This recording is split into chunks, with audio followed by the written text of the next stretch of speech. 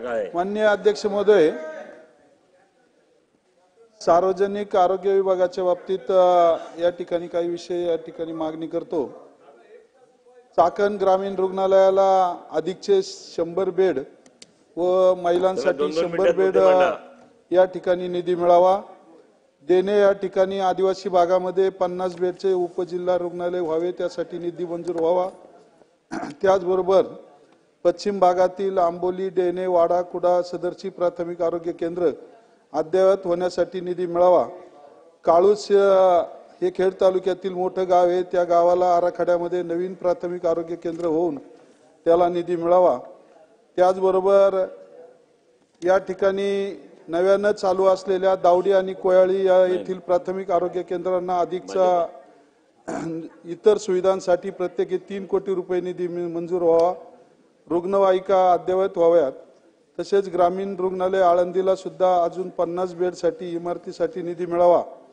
आदिवासींच्या संदर्भात 1 मिनिटात फक्त मागण्या करतो। खऱ्या अर्थानं खेड तालुक्यामध्ये जवळजवळ 30 कोटी रुपये आदिवासी विकास कामांचे निधी येणे बाकी आहे। ते निधी त्वरित या ठिकाणी शासनाच्या माध्यमातून लवकर मिळावा, म्हणजे उर्वरित कामं चालना मिळण्यासाठी त्याची मदत होईल। आदिवासी भागात असणाऱ्या आश्रम शाळांना भौतिक सुविधा मिळण्यासाठी अर्थसंकल्पात मोठ्या प्रमाणामध्ये तरतूद व्हावी। आदिवासी भागामध्ये पर्यटनासाठी अधिकचा निधी मंजूर व्हावा, त्यामुळे युवकांना रोजगार मिळेल। आदिवासी भागातील मुलांना तालुक्याच्या ठिकाणी शिक्षणाला नोकरीला येण्यासाठी अधिकच्या एसटी बससाठी एसटी महामंडळानं या ठिकाणी अधिक एसट्या चालू कराव्यात आणि ठक्कर बाप्पा योजनेच्या माध्यमातून जास्तीचा निधी येणं गरजेचं आहे। 2-2 वर्ष प्रस्ताव पेंडिंग असून सुद्धा त्या ठिकाणी म्हणावा असा निधी आमच्या खेड तालुका असेल, आंबेगाव, जुन्नर या तालुक्यांना या ठिकाणी आज अद्यापही मिळत नाही। मुलींच्या हॉस्टेलसाठी अधिकचा निधी मिळावा। इमारती अपुऱ्या पडतात, त्यामुळं नवीन इमारती मंजूर व्हाव्यात, त्यासाठी निधी मिळावा।